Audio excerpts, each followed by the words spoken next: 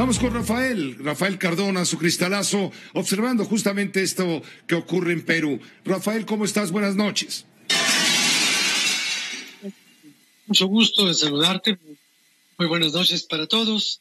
Bueno, Pepe, estuve tratando de preparar una lista de cómo han entrado y salido desde tiempos de José de San Martín hasta lo que está ocurriendo ahora los presidentes o los responsables del Poder Ejecutivo en el Perú, y realmente me perdí en 135 ocupaciones de esa silla presidencial, en donde ha habido de todo, Pepe.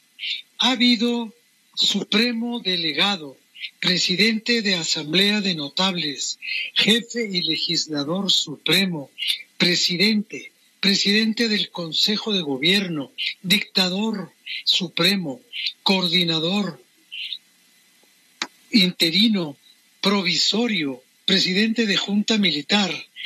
Ha habido golpes de Estado, ha habido remociones de golpistas contra el golpista. Hemos tenido las historias como las de Velasco Alvarado, al cual sustituye Morales Bermúdez, y de pronto al Perú se le abre una etapa más o menos promisoria cuando llega al poder el señor Alan García.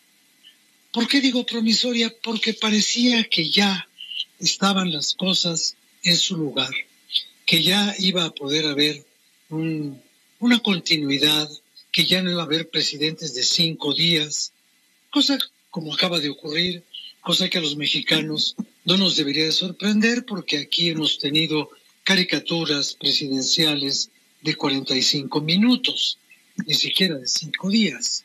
Pero con esta figura de la incapacidad moral permanente, lo único que estamos viendo desde los tiempos de Fernando Belaúnde y lo que ya había yo dicho de Alan García, es cuando llega Fujimori y empieza el autogolpismo. Fujimori se da un golpe, se mete, se sale, entra, se regresa y finalmente termina encarcelado. Y después de ahí viene Toledo, que también se va a la cárcel. Alan García regresa, pero Alan García vuelve a ser señalado por malos manejos, por incapacidad moral, y entonces antes de que lo juzguen, antes de que lo detengan siquiera, cuando estaba la policía a las puertas, en ese momento pide permiso para subir a su habitación y se pega un tiro y deja una nota diciendo que le entregaba su cadáver a los adversarios como muestra de su desprecio. Y después, bueno, tenemos la historia de Ollanta Humala, que también sucumbe a los sobornos. Tenemos a Kuczynski, que lo echan. Tenemos a Vizcarra, que lo echan. A Merino, que lo echan. Y ahora al señor Sagasti. Decía nuestro compañero, cuando tú le preguntaste sobre esta crisis peruana, cómo veía las cosas, y él te comentaba que bueno, que parece que esto ya se va a arreglar de una vez por todas. Lamento mucho decírselo a él y decírselo hasta al propio señor Sagasti y a todo aquel que conozca un poco la historia del Perú.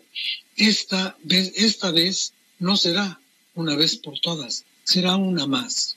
Y una vez más nos tenemos que preguntar, como Salazar Bondi en aquel epígrafe famoso de otra novela famosa de Mario Vargas Llosa, ¿en qué momento se jodió el Perú? Pues diríamos, viendo algunas cosas que pasan en México, pues quizás desde el principio. Muchas gracias, gracias Rafael. Esta fue una producción de Grupo Fórmula. Encuentra más contenido como este en radioformula.mx.